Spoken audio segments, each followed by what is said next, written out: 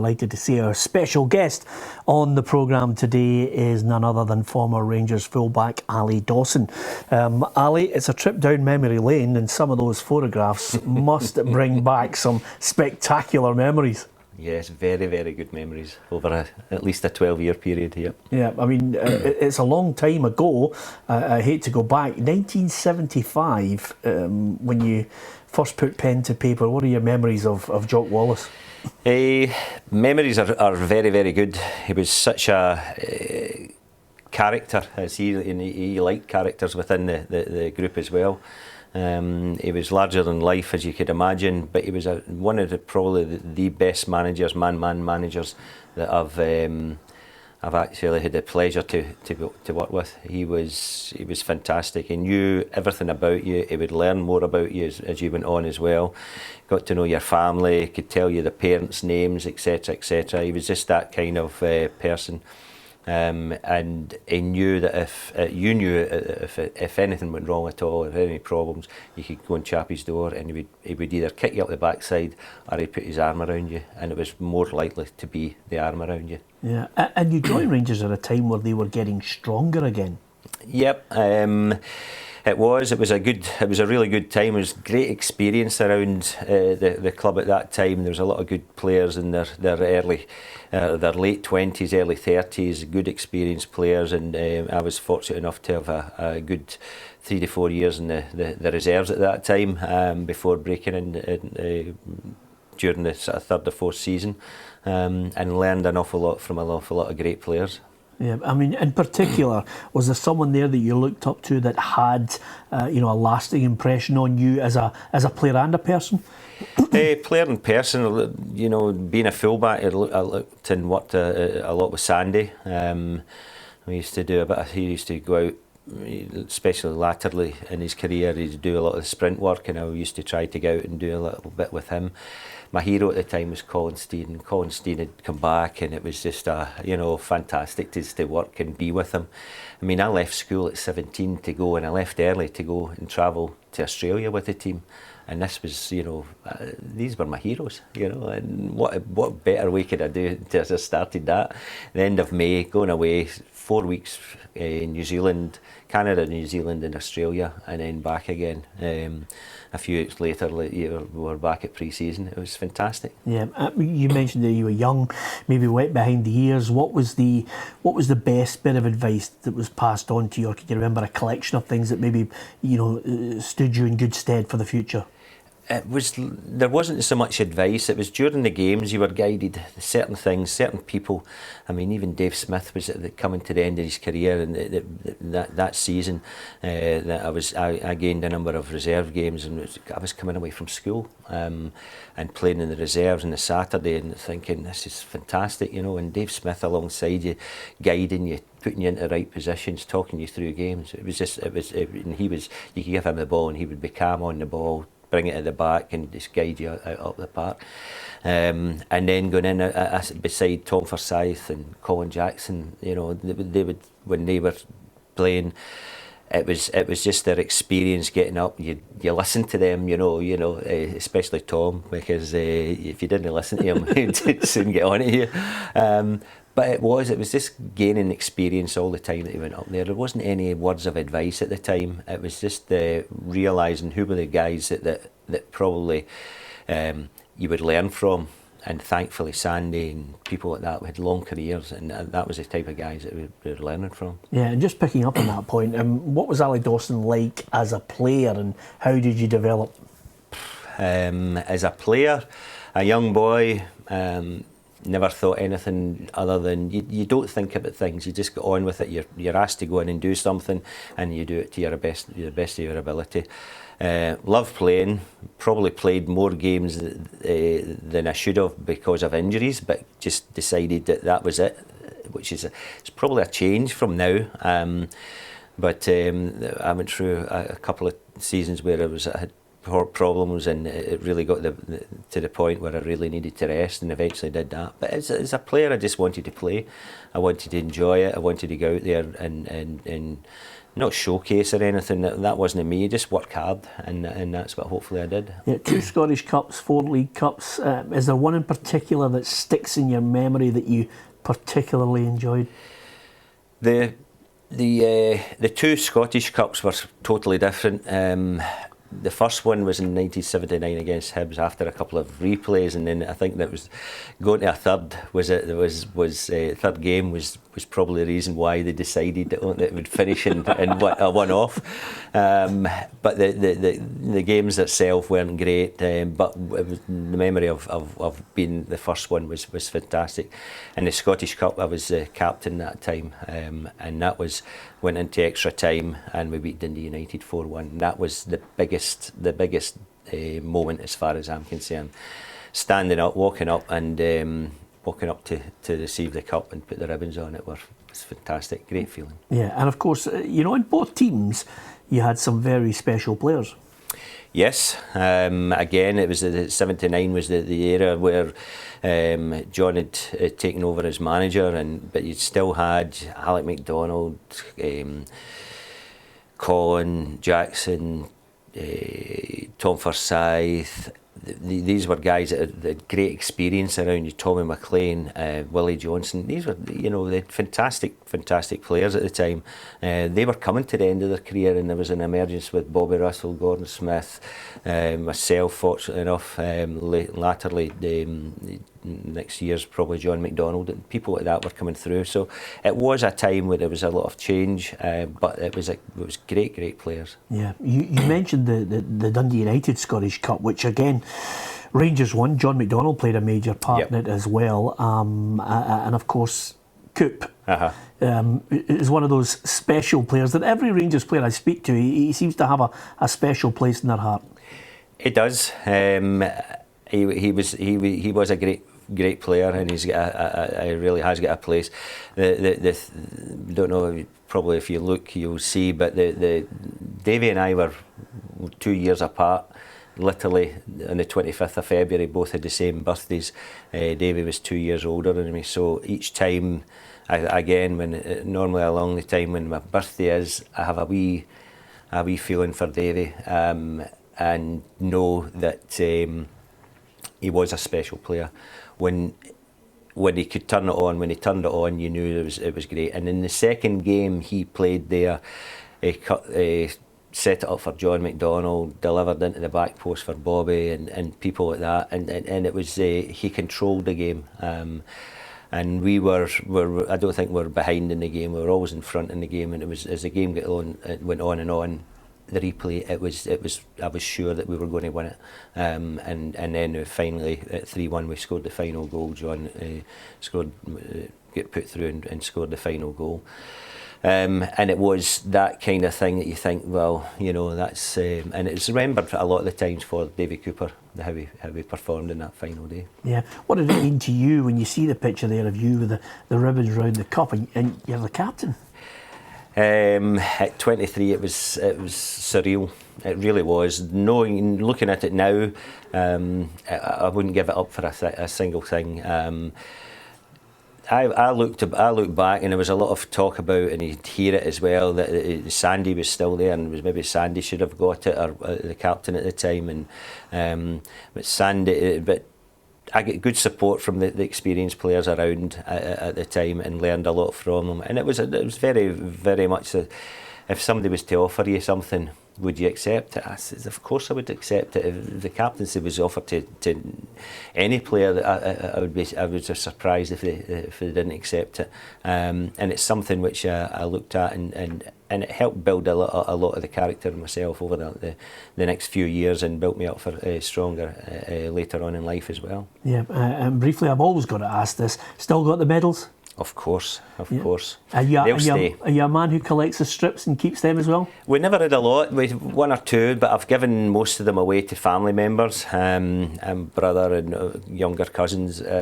So I still have one, which is the cup final one, which I'll keep myself. We mentioned some of the photographs at the back there, Scottish Cup victories. There were 4 League Cups. Is there one that sticks in your mind, Ally? Possibly the latter one. It was the first year that Graham Souness came in to the club, first full year that he played, and by chance probably for myself I was able to get into the cup final. The semi-final, Terry Butcher was suspended and I stepped in alongside David McPherson, and then in the final Davy was suspended, and Terry Butcher and myself played at centre back together, and we eventually came out victory 2-1 over Celtic. So probably that was the last, because it was the last time I played in the team, and I was moving on into pastures new after that the following season. Did you, I mean, as you got older and became more experienced in that Rangers side, you know, there's a time when you start to feel as if you're a regular part of it. Did you ever get that sense? Did you ever get that feeling? Okay, I'm now a stalwart in this team. I think you're always aware that you're probably. I was fortunate when I did break in. I had a good. I did get a good run. It was up at Aberdeen. I remember the game. It was a 0-0. It was probably one of the better results we had at the time at Aberdeen. And it was either I thought it might have been at Alec Miller to get put in, but I ended up playing at fullback. And I got a good run till the end of the season, and then I got a good start the following season, and again John took over, and it was a good opportunity to eventually. I think Derek was the captain, and I took over from him, and it was around that time that you're starting to think, right, okay, 23, need to start really making my mark around that time, and it was probably around that more than any other time, but you just don't know with injuries, you don't know with form, etc. But I just felt that yes, there was a probable time, but you knew yourself, because that you needed to stay on top and work as hard as you can, and that's hopefully what I did as well. Yeah, you mentioned three particular managers. Everybody, I think, knows exactly what happened in the Souness era. Mm-hmm. John Greig, he was thrust into that job after Jock Wallace. What did you make of Greggy, the manager? Was it a case of maybe too early, or just a wee bit of being unlucky? There was a wee bit of probably everything that you're talking about there. He was thrust in, and you don't realise that as a young player at the time as well. He was thrust in, but he, and he took it in the stride. And it was good because he had one or two experienced players. He was travelling, and it was probably difficult to try to break away from the actual playing side to the management side. So the first year or two would have been difficult for him, but he coped mostly with it. And then as time went on, one or two moved away as well, and he felt that he possibly get rid of one or two or move one or two on a wee bit early. And that didn't help the situation. So it was very difficult, but he had to make these decisions. And as similar to myself was when I got put in as captain. I was young, made decisions, and yes, I wanted to be there. And thankfully, John had the faith to make me captain as well. And it was that I thought, similar, you weren't going to turn it down. He wasn't going to turn the job down, and he didn't, and he took it on full force. And he was a wee bit unlucky at times as well, but unfortunately, like everything else, if you're not having the success, you're going to move on, both as a player and as a manager. Yeah, and with that in mind, when Graham Souness arrived in these shores, the whole of Scottish football was turned on its head.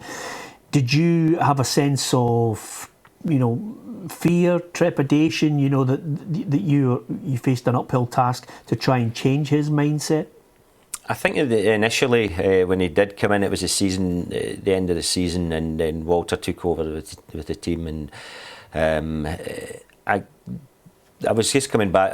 Unfortunately, had an injury, which was I was able to run and do the training, but it was to my cheek. Most of the injuries I got were either broken noses or cheekbones or fractured skulls and things like that. One of these things. But I was coming back from a depressed cheekbone, and it was a little bit early. But he wanted the experienced players in, and rightly too, and wanted me back quickly. So I got back as quickly as I could, and again it was it was a good foundation for me to get back in and try and show. But the following season, it never started well for me. I didn't a good pre-season.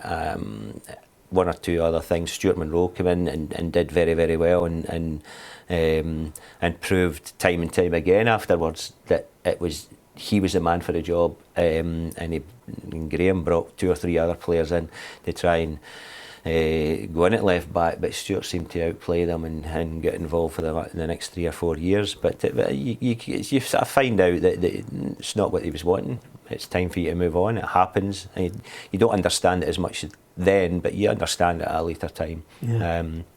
And it wasn't for me, so it was time for me at the end of that to move on. Yeah, you mentioned the highlight of that League Cup win, being part of that team, just as soon as it was kicking off. Is there a sense of regret, because it was at a time where you could have landed a few Premier League medals as well along the way? I mean, is that a sense of regret for you? That probably is. I would have loved to have had at least one full season there where we could look at and say that playing alongside the likes of Terry Butcher and Chris Woods and goals and people like that were starting to come into the team. It would have been nice to have that opportunity. Played the earlier stages, never played enough games. In the latter stages, I didn't play enough games to merit the league medal, which was probably the only great regret that I've had at the club. But I've had a lot of great memories, so I couldn't hold that against anybody. It wasn't to be. It wasn't to be. That was it. And with being at such a big club as Rangers, I mean, I managed to find a fresh-faced Ally Dawson in a Scotland jersey there. Was it something that was at the forefront of your mind? Because when you have any player playing at Scotland's big clubs, that's when national managers obviously have to have a look at you. It wasn't in my mind. I was fortunate enough that we had a good run with the under-21s, and I'm hoping that is an under-21 photograph. We had a good run with the under-21s, and we got into the latter stages. Unfortunately, got a game against England over 2 legs. We were beaten,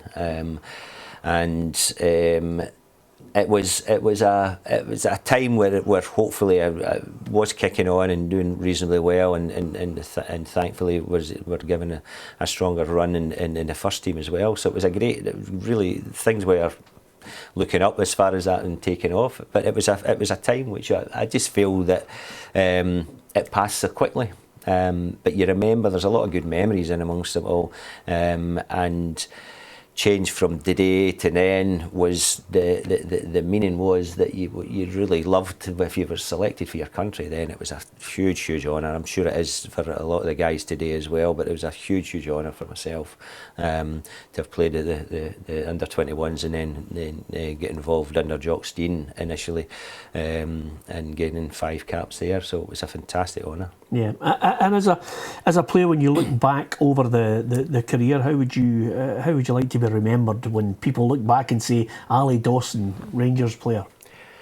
I've never ever thought I've always felt I've been lucky, and now probably more in the lifestyle I've got at this moment in time, the job that I've got. I've been very fortunate. Work with a number of people who have had difficulty in their life, but I just feel I've been very fortunate. People remember me. Still get along to the odd game every now and again, and 1 or 2 remember and get photographs, and I think that in itself tells me something that hopefully I've had a thought or a memory in somebody's mind at the time for them to come up and at least want a photograph or an autograph, and if that continues, then I'll be a happy man. Yeah, well, I think I've done not too bad, Ali. I've picked some of the best photographs here. I didn't actually want you to go through every player in the background there, because it's always a test for the memories. No, there's not a lot that I could say. There was quite a number that I would say yes, but there's probably one next to Bob Finlay, the physio there. I couldn't tell you his full name. Reece Snowy, I think, was his nickname. So, but for the majority of them, I think I could go through near enough all of the ones there. Well, listen, for Snowy, that's our competition. Who is Snowy? Ali, it's been an absolute joy chatting to you, especially about your career and some of the highs. Great to have Ally Dawson as our special guest on the Football Show. Thanks for watching.